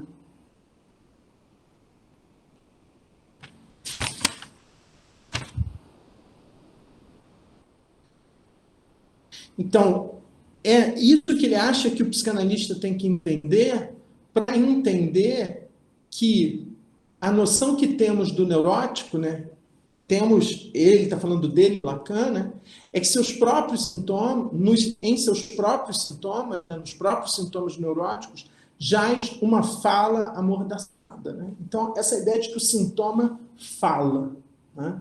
Portanto, que o sintoma é uma certa captura do real pela linguagem. Né? É que o sintoma é uma mensagem. Né? Então, a noção que temos do neurótico é que em seus próprios sintomas jaz uma fala amordaçada, que se exprime certo número, digamos, de transgressões a determinada ordem, que, por ser próprias, anunciam a ordem negativa na qual se inscreveram. Né? Então, no sintoma se diz algo que não conseguiu se dizer de outro modo. Né? Então, tem uma... É por isso que quando ele fala da ordem negativa, né? Quer dizer, o sintoma é uma positividade, é uma presença que acusa uma ausência num outro plano. Né? Então, num certo sentido, o que uma análise é uma tentativa de fazer o sintoma falar através, não desse modo como ele já fala, né, mas tentar fazer com que isso que o sintoma fala, o sujeito, ele próprio possa falar, ele próprio possa dizer. Né? Porque se o sintoma fala por ele, é porque ele mesmo não se sustenta como falante nesse lugar. Né? Quer dizer, nesse lugar onde o sujeito cala, é exatamente esse lugar onde o sintoma fala. Então, para, vamos dizer, calar o sintoma, é preciso que o sujeito recupere essa fala que ele delegou ao sintoma. Né? Então, um pouco aquela famosa frase do Freud, né?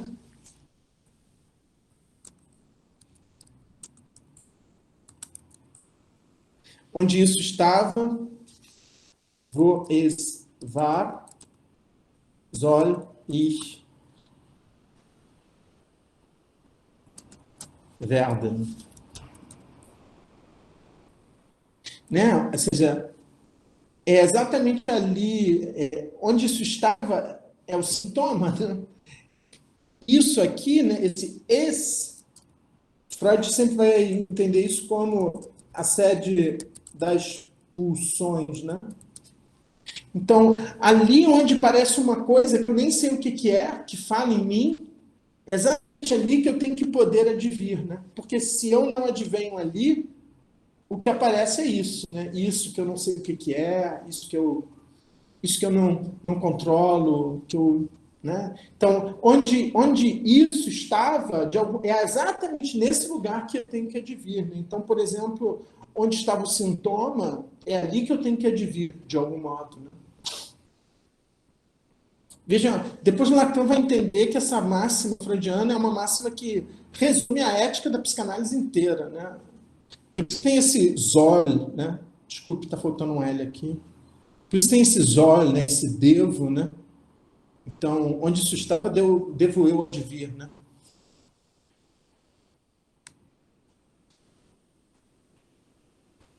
Então, ele diz, por não realizar a ordem do símbolo de forma viva, o sujeito realiza imagens desordenadas das quais elas são substitutas. Então, essa ideia de que essas imagens desordenadas, né, esses sintomas, essas funções do inconsciente são substitutos disso que ele está chamando de a ordem do símbolo de forma viva. Né? Então, num certo sentido, o imperativo lacaniano desse momento é um pouco como o Levi-Strauss está falando ali, trazer esse vivido à fala. Né? É isso que é uma análise, né? É isso que é fazer uma análise. Né? É falar, né? É ir lá falar desse vivido opaco, estranho, né? É trazer isso para a fala. Né? Mas por que eu posso trazer isso à fala? Simplesmente porque eu já pressuponho que esse sintoma já é fala. Né? Ele já é nele mesmo linguagem. Né?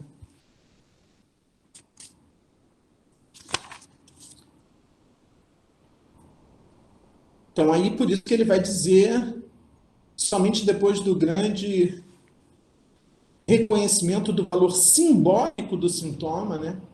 E de tudo que pode se trata de analisar, né? É essa dimensão simbólica do sintoma, ou seja, essa dimensão de linguagem do sintoma, né?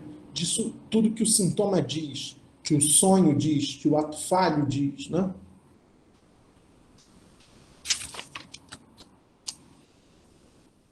Então, por exemplo, mais à frente, né, aquilo que eu falei sobre o eu e o sujeito, né, ele diz isso, né, distinguir absolutamente a função imaginária do eu comunidade do sujeito alienado em relação a si mesmo. Né?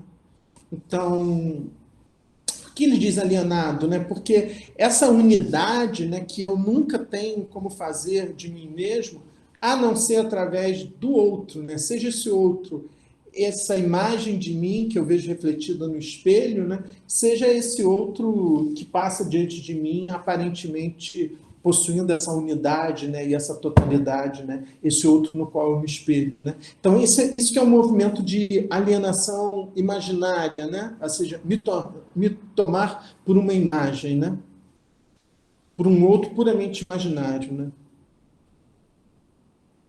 Então ele diz, o eu é isso em que o sujeito só pode se reconhecer inicialmente alienando-se, né? Mas é assim, depois ele vai desenvolver também essa ideia de uma alienação simbólica, né? Então, por exemplo, quando eu assumo esse nome, né, Cláudio Oliveira, né? Isso é um nome que também vem do outro, né? Então também é uma alienação, né? Entendendo a palavra alienação nesse sentido de um modo de se tornar outro, né? De outrar-se, né?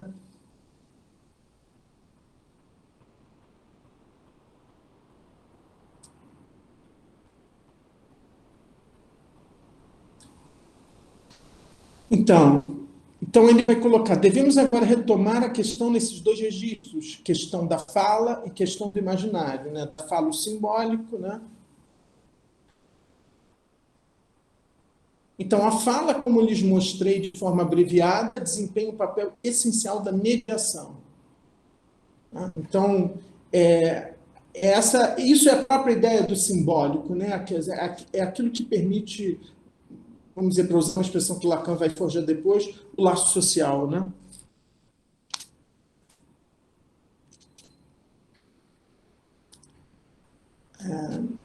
Então, ele vai dizer: a palavra fala, a palavra também é uma ação, para nós a palavra dada é igualmente uma forma de ato, né? Então, mesmo os atos são discursivos, né?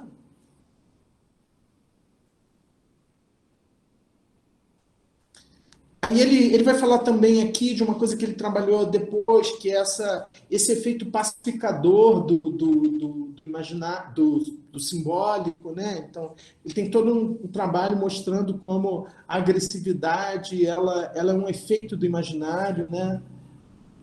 Essa é uma coisa muito viva hoje no Brasil, né? No mundo, né? Não vou me deter sobre isso, né? Mas o que é importante é quando ele diz assim, a fala, quando ele diz assim, vemos que não apenas ela constitui essa mediação, como também a própria realidade. Né? Então, aqui chega num ponto onde isso se radicaliza, né? Ou seja, onde se mostra a, que eu não posso confundir, né?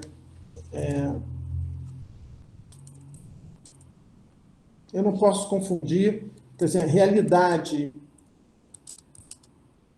e real para Lacan são coisas distintas.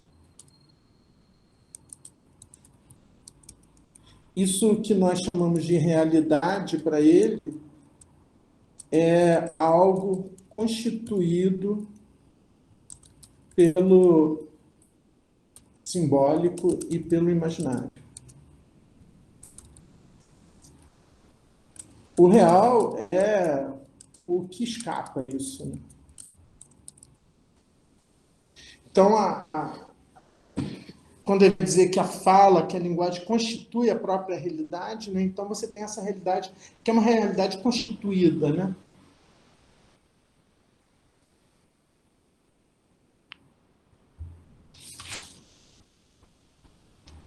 Então, aqui, mais abaixo, ele vai muito nessa leitura do Lévi-Strauss, também quando ele diz elementares, as estruturas do parentesco, né? Então, está fazendo referência à grande obra do Lévi-Strauss, né? Que é estruturas elementares do parentesco, né? Então, ele diz, elementares, as estruturas do parentesco não existiriam sem o sistema das palavras que as exprimem, né? Então, é por isso que a gente... Ou seja, é por isso que essa organização familiar, né, ela tem que ser registrada no campo da linguagem, e é a partir desse registro no campo da linguagem, dessas funções, né, é que elas se tornam estruturas de parentesco, né? Ou seja, as estruturas de parentescos, elas não têm valor real, né? Elas são simbólicas, né? E são elas que são a condição para que eu possa estabelecer interdições, né? Como aqui Lévi-Strauss vai considerar como a interdição que funda a própria cultura, que é a interdição ao incesto, né? Quer dizer, para que eu tenha a interdição do incesto, eu tenho que ter o parentesco, né? Então, eu tenho que ter essas estruturas alimentares do parentesco que são constituídas simbolicamente, né?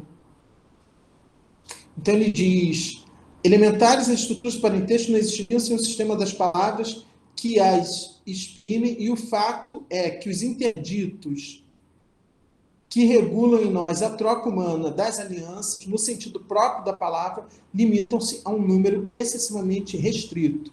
Por conseguinte, tendemos a confundir termos como pai, mãe, filho, etc., com relações reais, né? Então, para Lacan, para Lévi-Strauss, né, pai, mãe, filho não descrevem relações reais. São relações simbólicas, né? E, e é por isso que eu posso adotar uma pessoa e registrá-la como meu filho, né? Então, isso quer dizer que, para a lei, o estatuto de um filho biológico e de um filho adotivo, o estatuto legal é o mesmo. Não existe nenhuma diferença no campo da lei que eu possa estabelecer entre registrar um filho biológico e registrar um filho adotivo. Assumir uma paternidade, uma maternidade sobre um filho biológico, sobre um filho adotivo. Não existe, na lei não existe essa diferença. Né? Então, é alguma coisa, é uma busca de um real, né? Então, só que o que acontece é que os procedimentos é que são distintos, né? E essa diferença no campo do simbólico vai fazer toda a diferença, né? Então, quando ele diz, por conseguinte, tendemos a confundir termos como pai, mãe, filho, etc., com relações reais, mas trata-se de símbolos, né? Então, por isso que ele vai falar que o pai é um significante, né? Que o nome do pai é um significante, né? Etc. 32.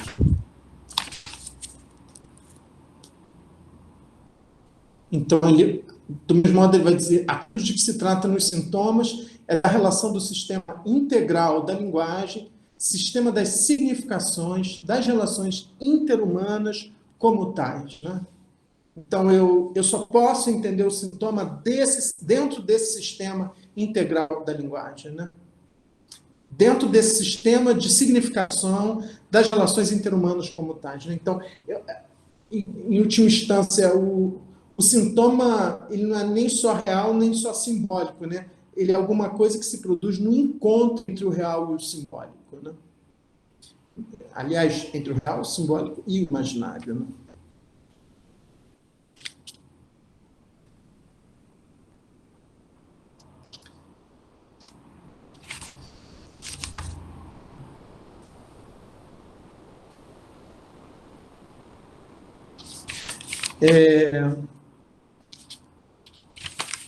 Então,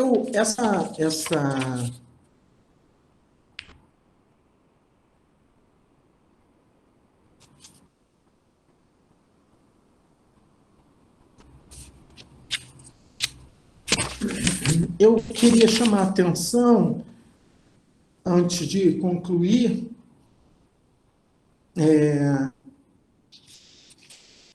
porque depois da conferência tem algumas perguntas, né, que o público faz a ele, né, e ele responde, né, e aí tem uma pergunta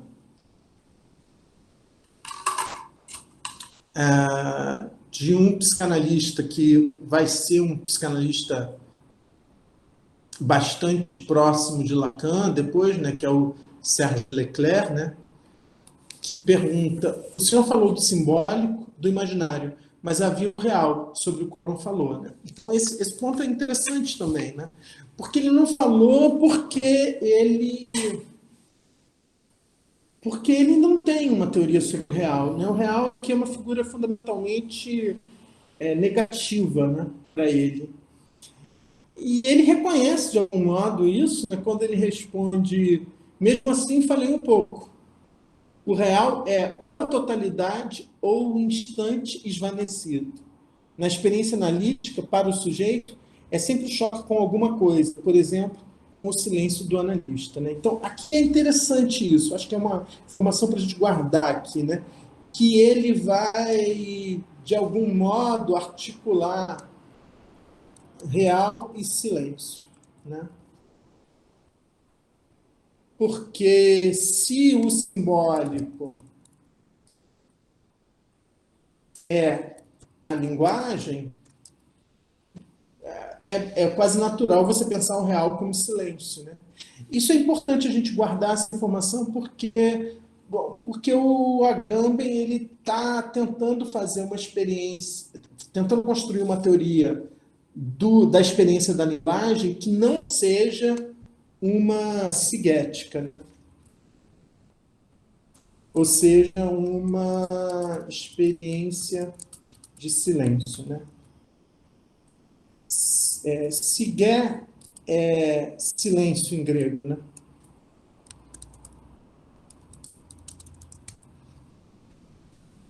Então, a gente poderia colocar essa questão se, se, se a teoria do real em Lacan, nesse momento, é uma ciguética. Né? Mas, enfim, essa questão do... Se vocês forem pegar lá o primeiro texto que eu escrevi, Poesia e Filosofia Façam Indizível, né, vocês vão ver que o Agamben ele vai criticar tanto o Heidegger quanto o Wittgenstein por, por, por causa do recurso que eles fazem ao silêncio. Né? Ou seja, ele vai acusar o Heidegger e Wittgenstein de fazerem uma ciguética, ou seja, ele vai acusá-los de sustentar que a essência da linguagem é o silêncio. E ele quer propor uma experiência da linguagem, o Agamben, que não seja uma ciguética. Né? Então, acho que essa informação é uma informação importante para a gente guardar. Tá? Mas, assim, eu acho que sobre essa conferência, os elementos que eu gostaria de destacar são esses que eu destaquei aqui hoje, tá? E aí, na próxima vez, a gente volta lá para o texto do Agamben. Por isso que eu já até deixei já os dois lá no Google Classroom.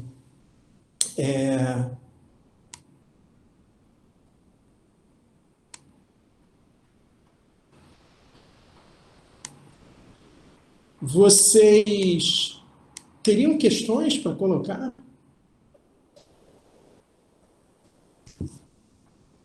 Já que eu falei tanto hoje, né?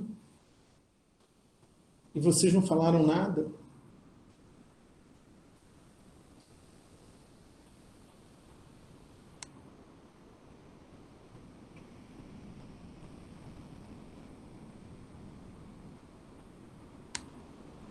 Não?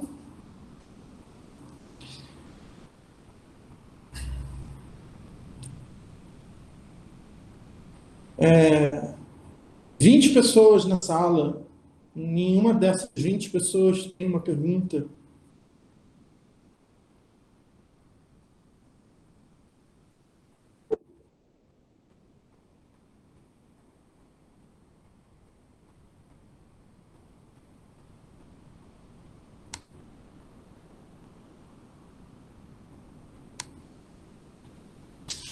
Se vocês não tiverem questões, a gente vai encerrar por aqui, então. Vocês estão conseguindo acompanhar, assim, pelo menos? Está dando para entender minimamente essa história de real, simbólico, imaginário?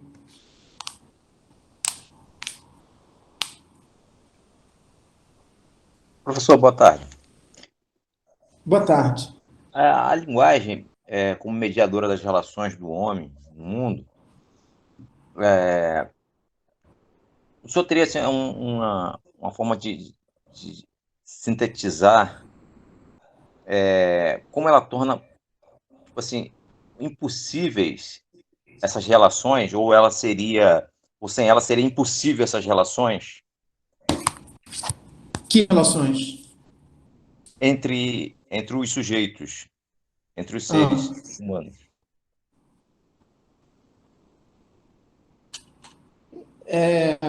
não, seriam possíveis relações, mas sem a linguagem essas relações seriam totalmente diferentes do que elas são. Ou seja, o que define as relações entre os homens é que essas relações elas são mediadas não só pelo imaginário, como elas já são no caso dos outros animais, mas no caso dos animais humanos, elas são mediadas também pela linguagem. Então, isso faz com que as relações entre os sujeitos, né, entre esses seres falantes, seja diferente. Né? Então, não sei se eu entendi a sua pergunta. Entendeu? Sim. A resposta, ela bem que respondeu, a fala do senhor respondeu a minha dúvida. Não era bem uma dúvida, seria mais uma forma de constatar o que eu já percebi. O que Lacan vai. Mas não só Lacan, né? Ele está no bojo aí de todo o pensamento do século XX, né? É que as nossas relações são fundamentalmente relações que se dão no campo da linguagem, né? Isso quer dizer que, quer dizer, tudo, não só quando nós falamos uns com os outros, né? Por exemplo, quando eu estou sozinho, entre aspas, com esses objetos que me cercam, né? Então, não só de um sujeito com outro sujeito, mas mesmo em relação com os objetos que não são sujeitos, né? Essas relações são definidas pela linguagem. Né? Então, por exemplo, esse computador aqui, mas também esses livros, né? Esses objetos todos, né? Esse óculos, esse copo, ou seja, é a própria realidade. Então, não são só as relações interhumanas, intersubjetivas, né? Que são determinadas pela linguagem. É a relação do sujeito com o outro, mas a relação do sujeito consigo mesmo, a relação do sujeito com os objetos, né? Essa relação, né? Então, quando eu entro num banheiro, né? Essa relação minha com esse espaço, ela é determinada pela linguagem, né? Por aquilo que é definido, né? Na relação entre os homens, né? Então, não é só a linguagem não define apenas as relações intersubjetivas. A linguagem define a relação dos sujeitos falantes com todas as coisas, com o próprio real, né? Então, consigo mesmo, né? Então, não é só o que define a linguagem não define só as relações humanas, as relações dos seres falantes com outros seres falantes. Ela define a relação dos seres falantes com todas as outras coisas, né?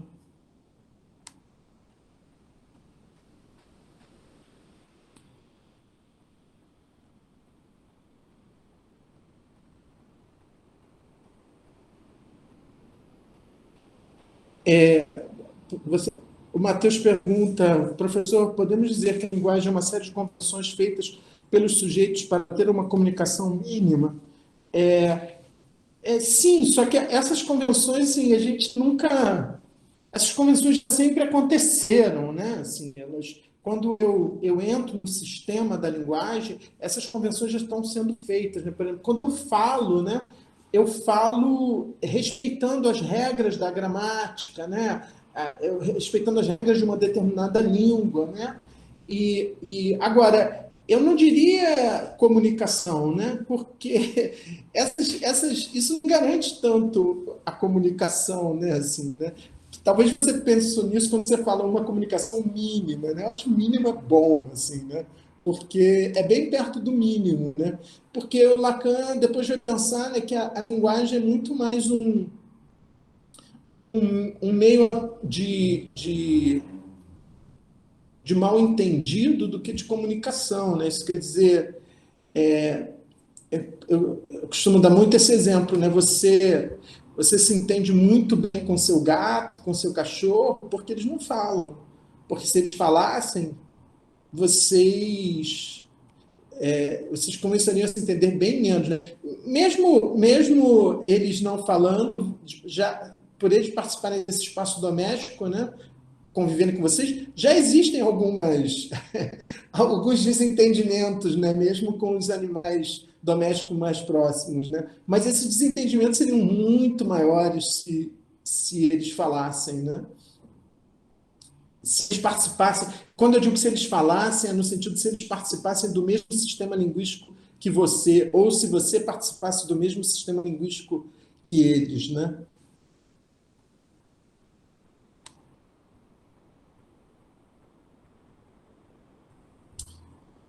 Mais alguma questão? Ficamos por aqui? Então, então é isso. Então a gente se vê na semana que vem.